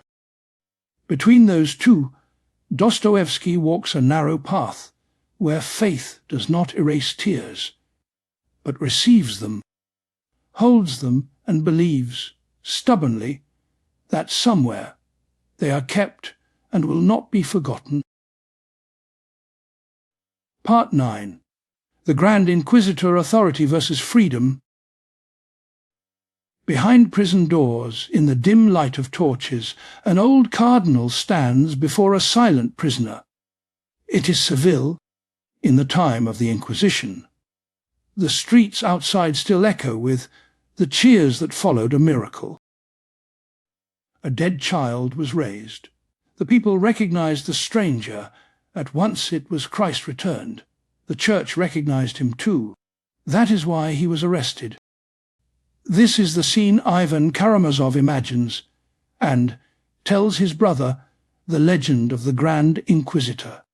It is one of Dostoevsky's most haunting creations, not because of violence or spectacle, but because it brings into focus a temptation that runs quietly through political systems, religious institutions, and individual hearts, the temptation to trade freedom for security. In the story, Christ says almost nothing. He stands in his prison cell, calm and listening. The Inquisitor does the talking. He is old, burdened, intelligent. He loves humanity in a hard, abstract way, and he has come to accuse Christ. His charge is simple: you expected too much of human beings. You gave them a freedom they cannot bear. You refused to prove yourself with overwhelming displays of power. You would not force belief. You left them wandering, tormented by doubt, hungry and afraid, and called that love. The Inquisitor bases his speech on the 3 temptations Christ faced in the desert. Turn stones into bread. Leap from the temple and be miraculously saved. Accept power over all the kingdoms of the world. In the Gospel, Jesus refuses each offer. He will not win followers with bread alone, or with spectacle, or with worldly control. The Inquisitor says, "That was your mistake. People do not want such terrifying liberty," he insists. They want bread. They want certainty. They want someone else to carry the anguish of decision. Give them miracle, mystery, and authority, and they will gladly lay their freedom at your feet. Deny them these, and they will eventually kill you, as they once did, out of sheer exhaustion. So the Church, in his telling, corrected Christ's work. It accepted the offer he refused. It provided structure, dogma, ritual, and power. It turned faith into an institution strong enough to manage the masses. Under its rule, most people remain childish. He says, but at least they are comfortable. They no longer have to ask what is true, what is good, what is required of them. All of that has been decided. In this monologue, Dostoevsky crystallizes a recurring theme of his the burden of free will. Freedom is not simply capacity, it is a weight. To be free is to stand in front of open possibilities with no guarantee that choosing well will spare you or those you love from suffering. That prospect can be terrifying. The Grand Inquisitor offers a terrible solution: take that burden away. Give people rules instead of conscience, myths instead of wrestling, bread instead of spiritual hunger. In exchange, demand obedience. They will be grateful. Those who run the system will bear the secret of their cynicism alone. Although the story is set within the Catholic Inquisition, its meaning is much wider. The Inquisitor's logic can be found in any ideology that promises to relieve us of the anxiety of freedom.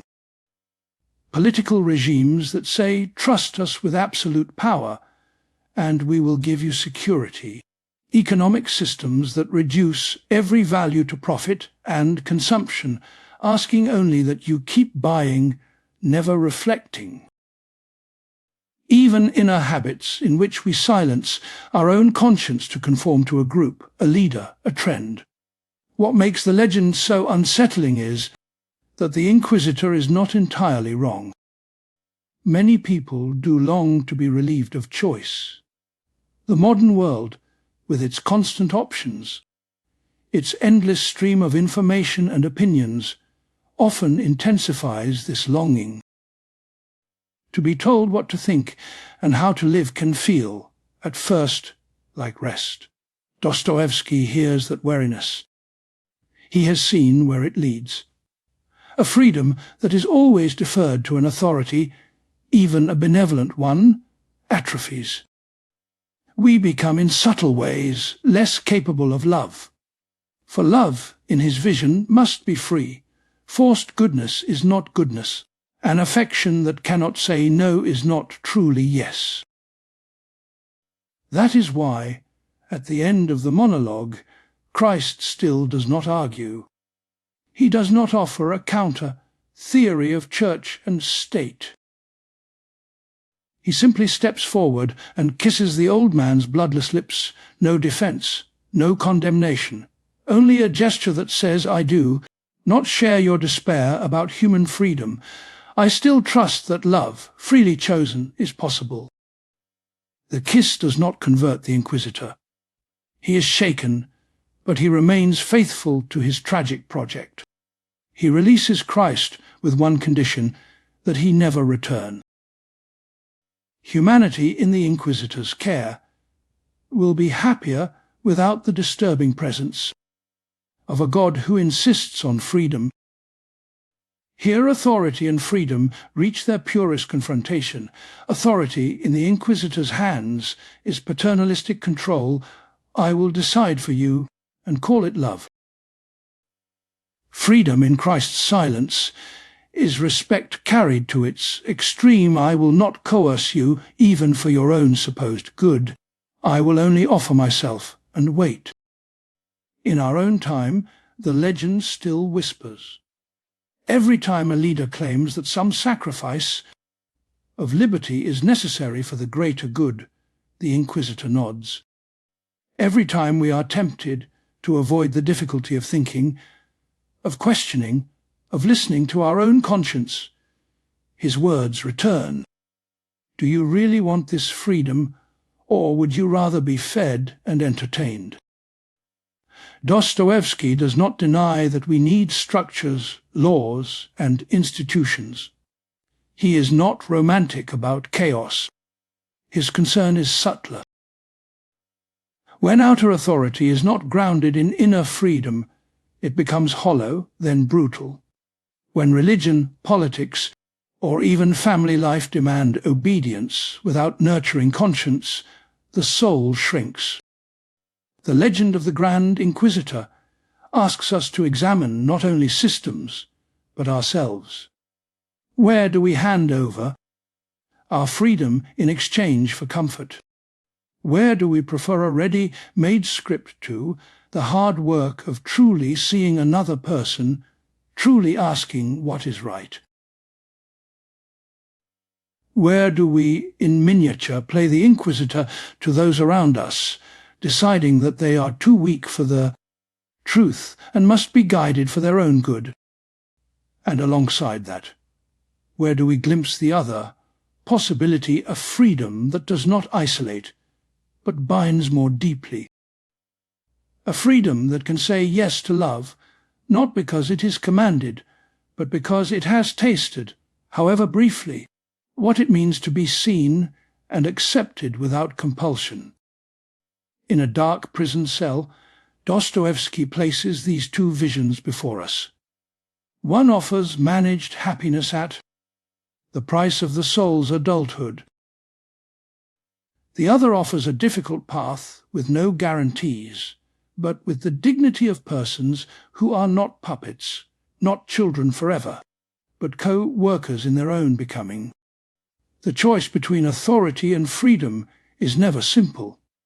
It runs through parliaments and churches, through workplaces and homes, through each undecided moment in the heart. The Grand Inquisitor does not tell us which to choose. He only shows, with cruel clarity, what is at stake when we let someone else decide for us who we are and what we may become. Part 10. Active love and the practice of humility. In Dostoevsky's universe, love is not a feeling that visits us from time to time. It is a task, a work, something that must be practiced, often when we least feel like it. He speaks often of active love, Not the romantic warmth we might imagine, but a quieter, more demanding movement of the will. To love someone is to step toward them, when everything in you wants to step back. It is to listen when you would rather defend, to forgive when resentment feels justified. It is to stay present when escape would be easier. This is why, for Dostoevsky, real love cannot be separated from humility. Humility is not grovelling, and it is not self-hatred. It is the simple recognition that I am not the centre of the world, that my perspective is partial, that I too am capable of cruelty, blindness, and self-deception. When this recognition sinks in, other people stop being mere extensions of our desires or fears. They begin to appear as they truly are to Dostoevsky, unfathomable mysteries, with depths we will never fully know. Think of the figures who embody this in his novels. There is the quiet, almost invisible love of someone like Sonia standing beside a man who has committed a murder. There is the gentle, stumbling faith of characters who bow in their hearts before others, not because the others are virtuous, but because they are human. In each case, humility allows love to become something steady, something enduring. Not a flash of emotion, but a long, sometimes painful, apprenticeship in seeing another person truthfully. Active love, in this sense, is never abstract. It is concrete and often awkward. It looks like washing someone's feet, not winning an argument. It is a visit to a prison cell, a conversation no one else sees, a word of honest self-accusation instead of self-justification. This is why Dostoevsky sets so many of his most moving scenes in cramped rooms, taverns, hospital wards, and bare apartments. Love for him is not proven in grand declarations, but in what we do when no one is watching. Humility is the soil in which such love can grow. Pride, by contrast, hardens the ground. When we are proud, other people exist only as mirrors. We seek confirmation, admiration, or at least acknowledgement. If they fail to give it, they become enemies. But when humility takes root, the logic shifts. We begin to see that our own guilt is not always lesser than the guilt of those we judge. The line between good and evil, as Dostoevsky suggests, does not run between us and them. It runs through every human heart, including our own. This does not mean accepting abuse or denying injustice. Dostoevsky is not romanticizing suffering for its own sake. Instead, he is pointing to an inner posture. Humility does not say, I deserve every blow. It says, I am not pure. I too am implicated in the brokenness of this world, and because of that, I will be cautious in my condemnation and generous in my mercy. In his stories, those who lack this humility tend to fall into isolation. They may be brilliant, principled, or passionate, but their souls grow cramped. They cannot bear to be wrong, or to be weak, or to depend on others. They cling to a vision of themselves as superior, lucid, above the crowd. Yet under this mask, Dostoevsky shows us a different reality, a profound loneliness, and a fear of being known. Humility, then, is a kind of courage. It is the courage to be seen as you are, not as you wish to appear. To admit your need for forgiveness. To ask another person for help and to accept that you might not understand everything about their pain. This is why, in his work, the proud often break only when brought low. Through illness, poverty, imprisonment, or heartbreak. Their illusion of self-sufficiency has to crack before love can enter. At the same time, Dostoevsky knows that love without wisdom can become destructive. A person may give and give, not from freedom, but from fear or compulsion. They may confuse submission with holiness, or silence with peace. He is attentive to this danger. Some of his most fragile characters are those who try to carry everyone's suffering without boundaries, whose compassion is so unguarded that it becomes almost self-erasure. So active love, as he envisions it, is not mere softness. It requires discernment. To truly love another is not to indulge every demand or to affirm every choice. Sometimes it means saying no. Sometimes it means letting consequences unfold. Sometimes it means standing firm in the truth while still refusing to cast the other person out of your heart. This tension is difficult, and Dostoevsky refuses to simplify it. He lets love be as complex and as costly as it really is. There is also another side to humility, the readiness to receive love. Many of Dostoevsky's tormented characters feel secretly unworthy of care. They push away those who come close. They would rather see themselves as irredeemably corrupt than face the uncertainty of being forgiven. In this way, pride can hide beneath self-contempt. I am beyond saving can be a more subtle form of I will not be changed. Active love challenges this too. It asks, will you allow someone to stand beside you when you are ashamed? Will you let another's faith in you be stronger than your hatred of yourself? To accept such love is, in a real sense, an act of humility. It means allowing your story to be more than your worst moment. It means you are not the final judge over your own life. In the background of all this, Dostoevsky keeps a quiet theological intuition. If each person is an infinite mystery, then love is always an encounter with something sacred. To bow before another in your heart, to acknowledge their irreducible worth, despite their failures, is to bow before the image of God in them, whether or not you name it that way.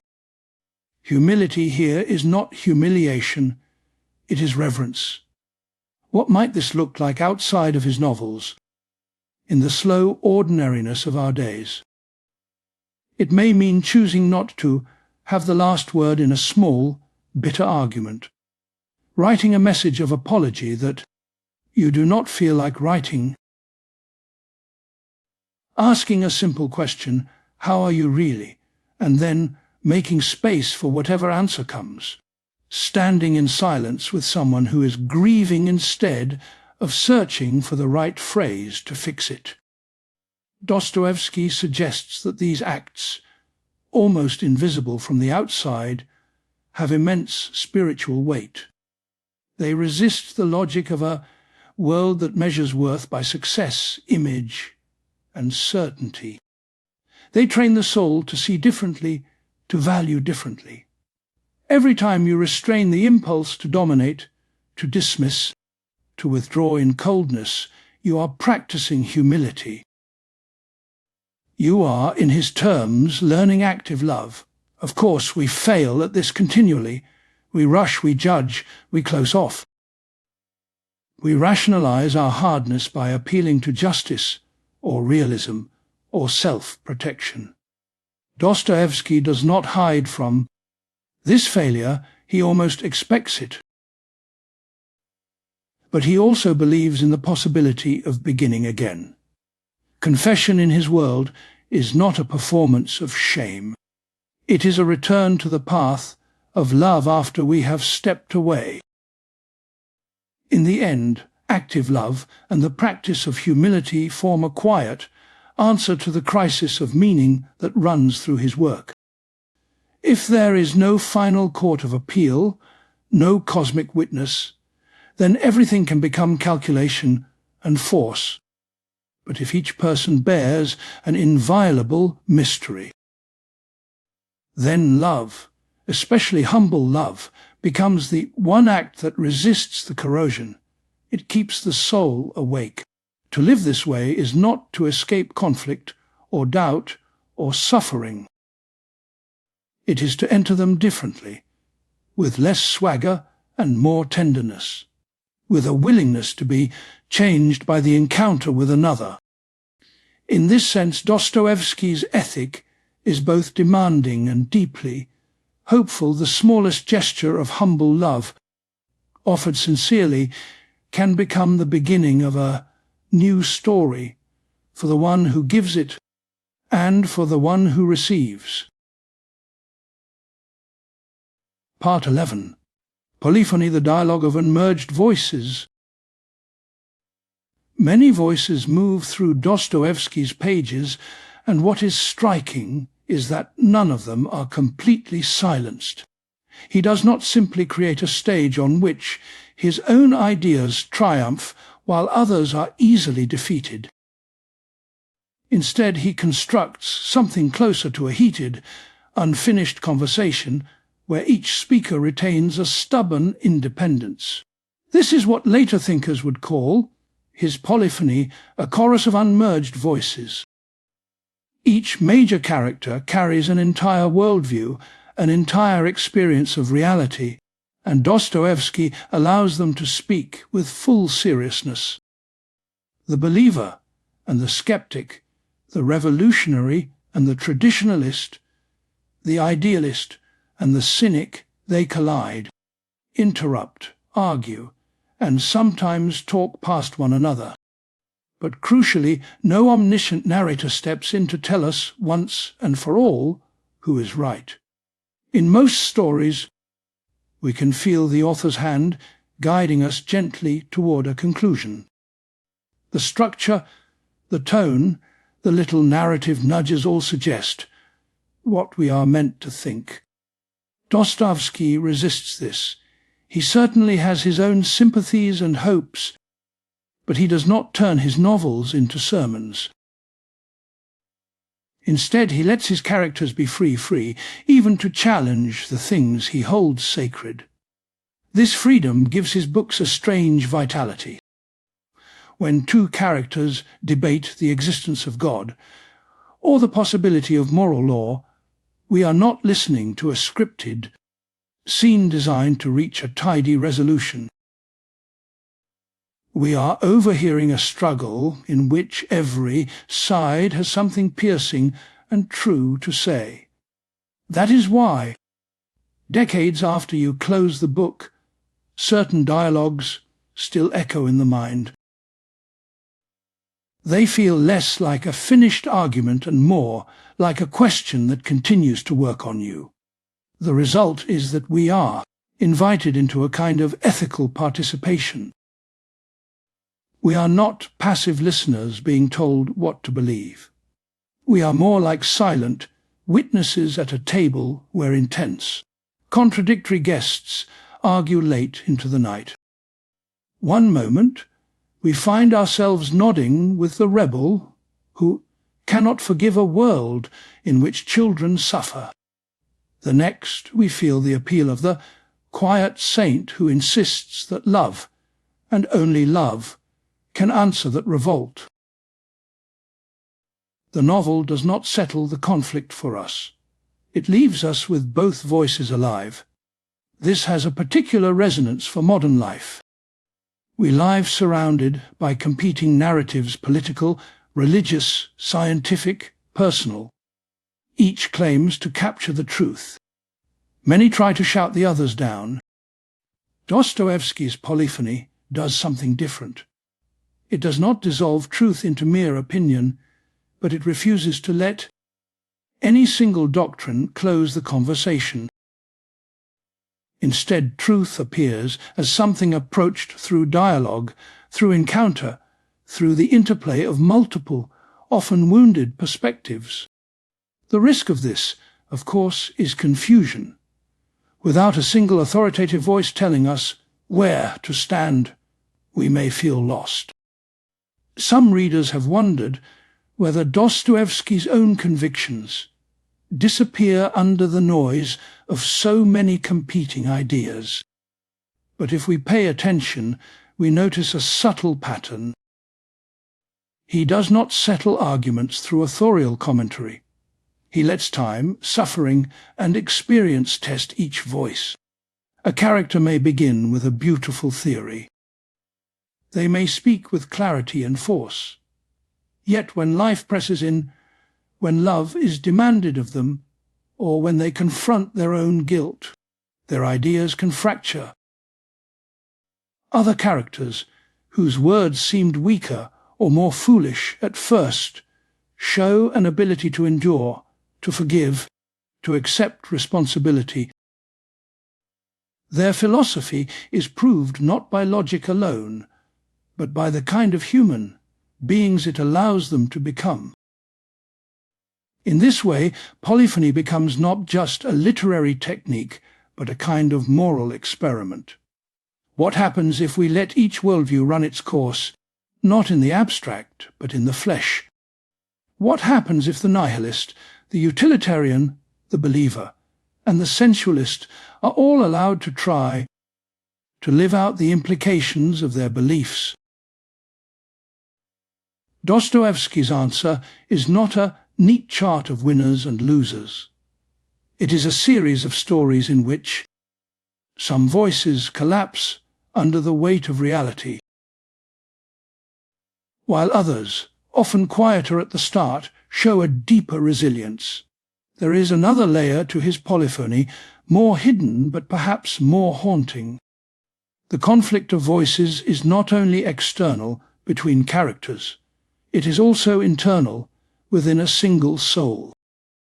Many of his figures feel as if there are several people living inside them, arguing over what to do.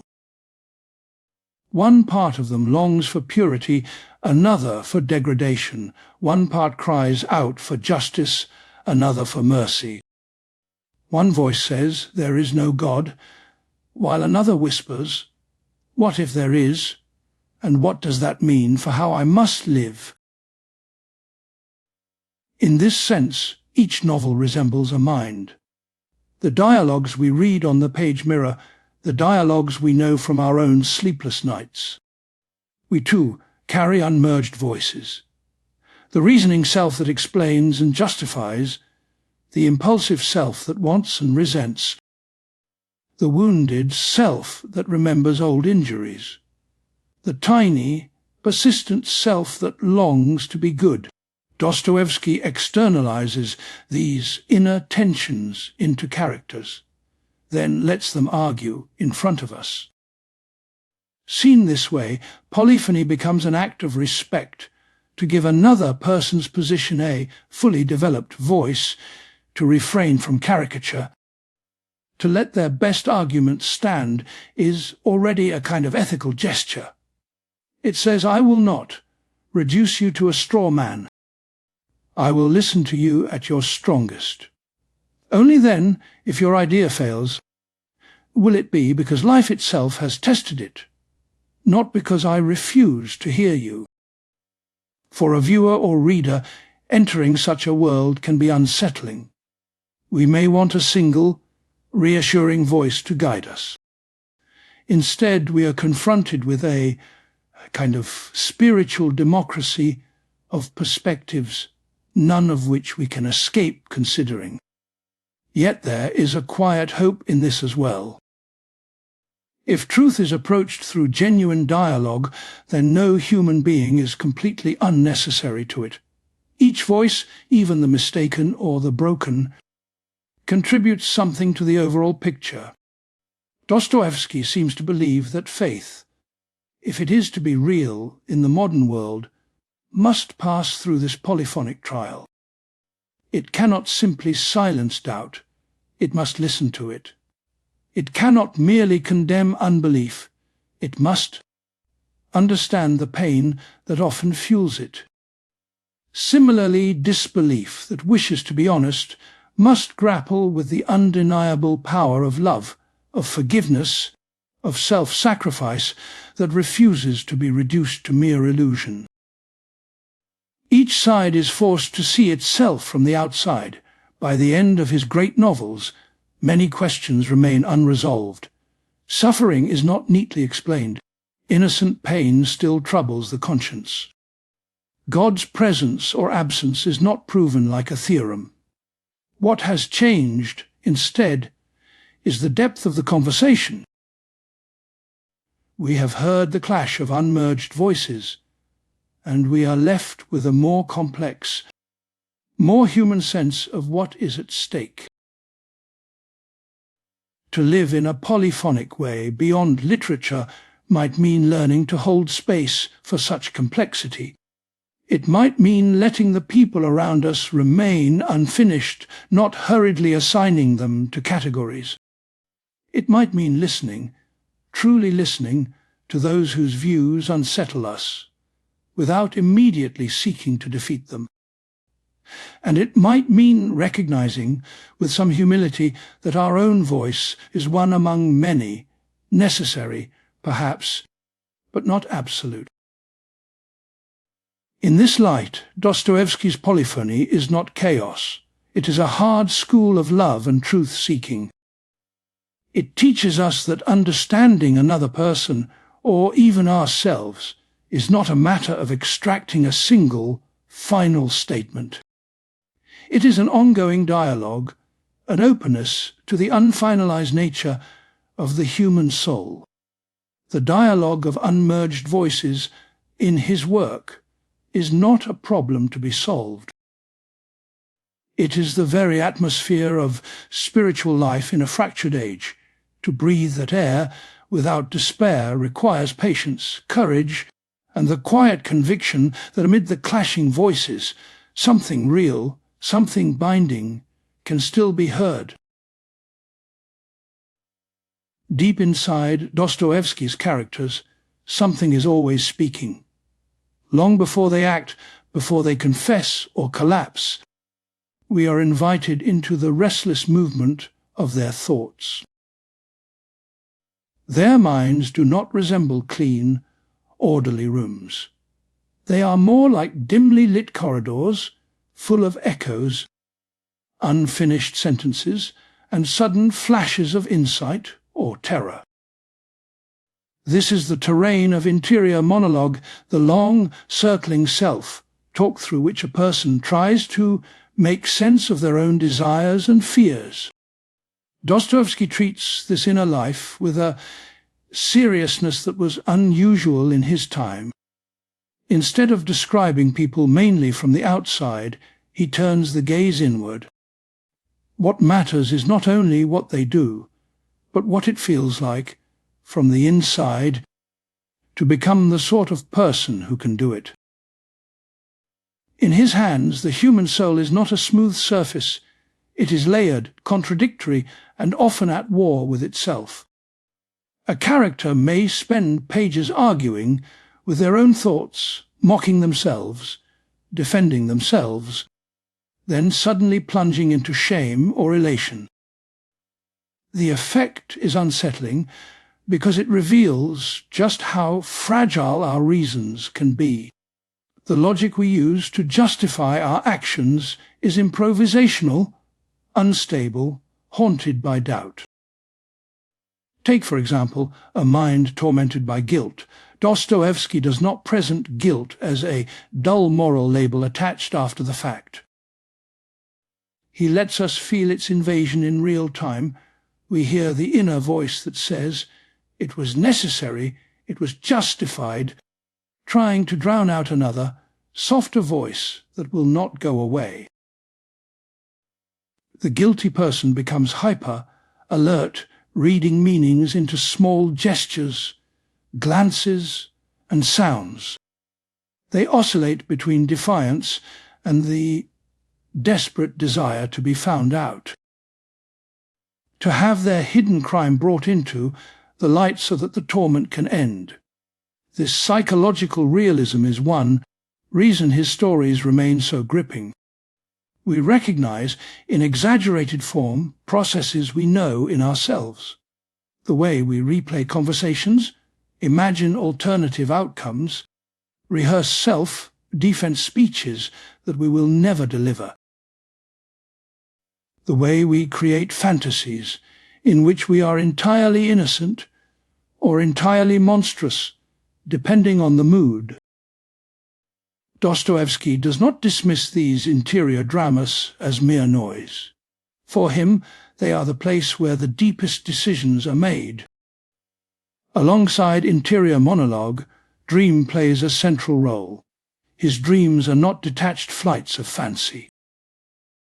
They emerge from a character's buried fears, memories, and longings, often revealing what they cannot admit while awake.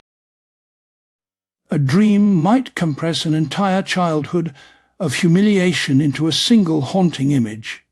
It might take the logic of a character's ideas and carry them to their most terrifying conclusion, all in the space of a few symbolic scenes. These dreams have a strange clarity. They feel at once unreal and more real than waking life, because they strip away the polite disguises of the day. A person who prides themselves on cold rationality may dream of a suffering child, an accusing stare, an act of helpless tenderness that they would never perform while conscious. The dream exposes the hidden moral landscape of the soul, showing that there is more within than the person dares to acknowledge. Dostoevsky's realism, then, is not only about accurate description of streets, customs, or social problems. It is a realism of the soul. He is faithful to the inner texture of experience, including its irrational and self-destructive elements. He understands that people often act against their own declared interests, not because they are simply foolish, but because they are driven by deeper, often unconscious, forces. A need to assert their freedom, a desire to suffer, a hunger for love that disguises itself as pride. One of his most striking insights is that heightened consciousness can become a kind of illness. Characters who think too much about themselves, who cannot stop analyzing their motives and options, become paralyzed. Every possible choice appears tainted. Every path is seen in advance, its outcome predicted, its disappointments anticipated. In this state, freedom itself becomes unbearable. The person begins to sabotage their own happiness just to prove that they are not a predictable machine. Interior monologue is the stage on which this drama plays out. We listen as a character decides, in the space of a single page, first to pursue goodness, then to reject it, then to mock their own attempt, then to cling to a new, more extreme idea. There is an almost musical rhythm to this back and forth, a series of crescendos and crashes. Dostoevsky writes not as a detached observer of these movements, but as someone who has felt their pull within himself. Dream intensifies this exploration. Under cover of sleep, the soul presents to itself images it could not bear in daylight. The cruelty the person has inflicted reappears, sometimes reversed, so that they themselves are now the victim. A seemingly minor incident from youth expands into a vast scene of judgment, or a moment of kindness, long forgotten, becomes a small flame in an otherwise dark mental landscape, hinting that redemption is still possible. In these moments, Dostoevsky anticipates insights that psychology would later formalize: the power of the unconscious, the symbolic logic of dreams. The way repressed guilt can express itself in indirect forms: illness, anxiety, sudden rage, inexplicable sadness. But unlike a clinician, he is not cataloging symptoms. He is watching a soul as it wrestles with meaning, with God, with other human beings, with its own capacity for good and evil. What makes this inner realism so compelling is that he does not clean it up for our comfort. There is no guarantee that self-awareness leads to healing. Sometimes the more clearly a character sees their own abyss, the more they despair. Sometimes the recognition of guilt breaks them open to love, sometimes it hardens them into cynicism. Dostoevsky gives us no easy formula: know yourself and you will be free. Instead, he shows that self-knowledge is dangerous. It can save or destroy, depending on what we do with it. At the same time, his novels suggest that ignoring the inner world is even more dangerous. Those who refuse to look within are often the most capable of cruelty. They act with a clear conscience because they have silenced all dissenting voices inside. They have no dreams, or none they are willing to remember, that disturb their certainty. Against this, Dostoevsky offers the unsettling grace of interior conflict. The person who is divided, who hears multiple voices within, may suffer more, but they are also more open to change. For us, living far from 19th century Russia, this realism of the soul still has something to say. We may not be revolutionaries or saints, but we know what it is to be split, to argue with ourselves, to wake from a dream that lingers like a moral question. We know the strange relief and terror of realizing that the story we tell ourselves about who we are might not be the whole truth. Dostoevsky's art invites us not to flee this interior complexity, but to attend to it, to treat our own thoughts and dreams not as meaningless noise, nor as infallible messages, but as clues to the deeper currents moving within us. He suggests that somewhere in the tangled monologue, in the repeated dream, there is a point of decision, a place, where we can either close in on ourselves or open to another human face, and perhaps to something or someone beyond human faces. The realism of the soul, as he practices it, is therefore inseparable from ethics and from faith. To see a character's inner life in all its confusion is to understand why simple moralizing fails. You cannot bully such a soul into goodness, nor neatly explain away its darkness. You can only walk with it, slowly, through its contradictions, until a moment of clarity or surrender arrives. When that moment comes, it may look from the outside like a small, almost trivial action, a confession murmured, a hand extended, a tear finally allowed to fall. But from within, it is the crossing of a hidden threshold. If we take his work seriously, we may begin to look at ourselves and others differently. Instead of assuming that actions alone tell the full story, we might remember that each person carries a secret world of thoughts, fears, and dreams. Judging becomes more complicated, so does forgiveness. We begin to suspect that, behind even the most shocking deed, there is an interior history we cannot fully see. Dostoevsky does not reveal this hidden world to paralyze us with relativism. He reveals it to deepen our sense of responsibility. If the soul is this complex, then waking up to truth, to love, to God, is not an easy task.